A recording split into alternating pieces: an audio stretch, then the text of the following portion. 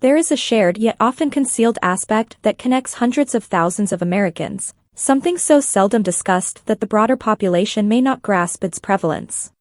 These individuals belong to the intersex community, an encompassing term for variations in reproductive or sexual anatomy that can manifest in various ways, such as chromosomes, genitals, testes, or ovaries.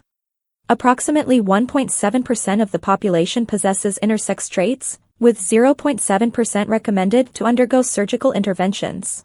Shedding light on this community, the documentary Everybody, currently playing in theaters, endeavors to provide them with a platform. The film delves into the historical context that normalized treatments for intersex individuals, highlights their often overlooked presence within broader LGBTQ+ discussions, and emphasizes how, by uniting and raising their voices, their stories can at long last be heard. Director Julie Cohen emphasizes that it is the intersex community itself that champions the cause of intersex people's human rights. Several passionate activists, including Sean Saifa Wall, 43, Alicia Roth Weigel, 31, and River Gallo, 31, aim to ensure their voices resonate loudly and proudly. Wall expresses a desire for viewers to be deeply moved by the film, urging them to question their existing knowledge and curiosity about the subject matter. We've all been misled, Wall adds, alluding to the limited information we have been provided regarding sex, gender, and the intersex community. The history of intersex community. Gaining a comprehensive understanding of the intersex community necessitates an awareness of the trauma they have endured, a trauma that can be traced back to the work of Dr. John Money, a sexologist at Johns Hopkins University. Driven by a now discredited theory on sex and gender identity, Dr. Money played a significant role in shaping intersex medicine for several decades. One of the notable cases associated with his work is that of David Reimer, a young Canadian boy who suffered a severe injury during a circumcision.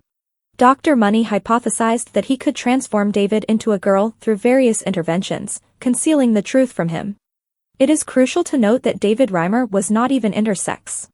The experiment ultimately failed, and Reimer later chose to live as a man and share his experience before tragically taking his own life in 2004.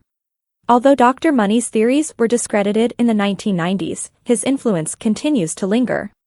The central premise of his work was the belief that early surgical interventions were necessary for social integration, aiming to alter an individual's sex organs to conform to a binary understanding, even if such alterations were not medically essential.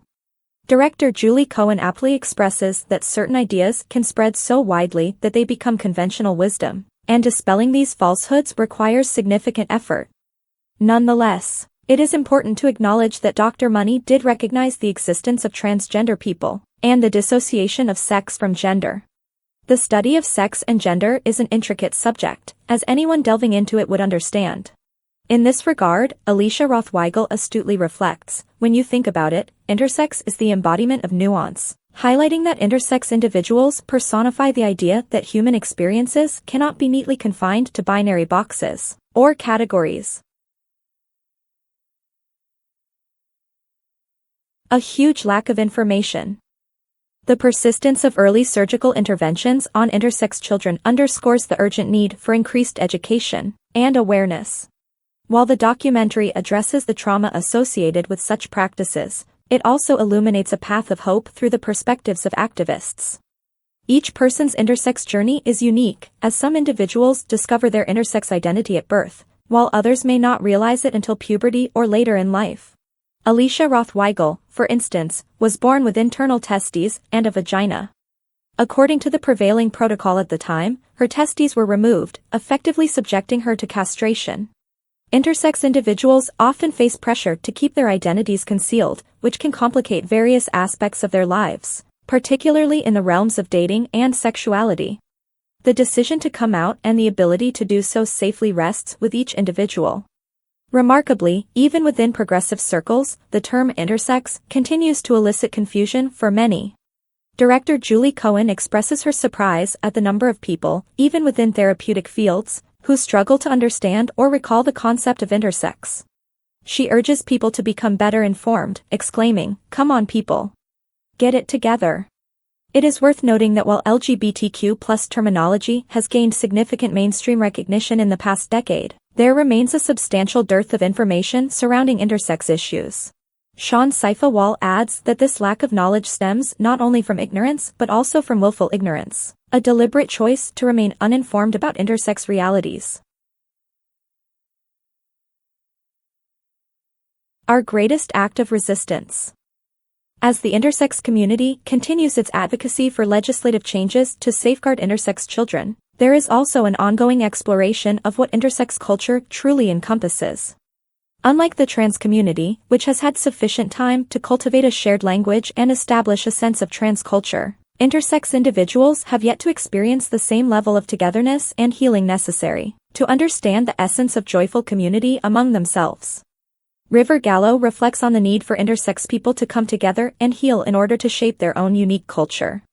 The documentary, Everybody, plays a significant role in fostering this progress. Yet the path forward for the community and the delicate balance between embracing joy and addressing past traumas remain uncertain. Alicia Roth Weigel emphasizes the importance of recognizing the distance still to be traveled and the ongoing challenges faced by the community. However, she acknowledges that witnessing joyful intersex representation was pivotal in her personal journey of coming out, as it granted her the permission and inspiration to do so. This is precisely why joy becomes the ultimate goal for the intersex community. Roth Weigel suggests that experiencing joy serves as a profound act of resistance, as it reclaims what has been systematically stripped away from intersex individuals. By prioritizing joy, the community seeks to reclaim their right to happiness and counter the oppressive forces that have sought to silence and marginalize them.